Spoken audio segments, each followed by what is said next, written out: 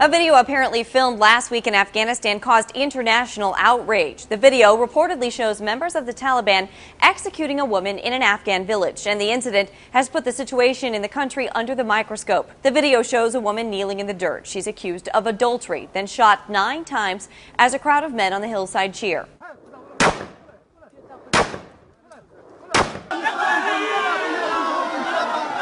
In response to the video, U.S. Secretary of State Hillary Clinton called for greater rights for women in Afghanistan. CNN also focused on women's rights, with a correspondent reminding us the country is still one of the worst places in the world to be a woman. Many of the women there have to fear the specter of these types of consequences, whether it be honor killing or rapes or any kind of other abuse, that's a part of their daily lives, that they're afraid of that all the time. Afghan officials say they've launched a manhunt for the men in the video, but with the killing reportedly taking place just outside the capital, a Fox News correspondent says the Karzai government is losing the battle for control. The Taliban controls much of the countryside outside of Kabul. They're outgoverning us in those districts, and that's what's undermining our strategy. Al Jazeera also focused on security, but for the Afghan people. An anchor even interrupted a foreign ministry spokesperson to make the point. I'm sorry, sir. It's all statistics and fine words, though, isn't it? At the end of the day, there are many millions of Afghan people who do feel scared when the sun goes down at night that they don't have proper security. The video surfaced as donors gathered in Tokyo to pledge $16 billion to aid for Afghanistan.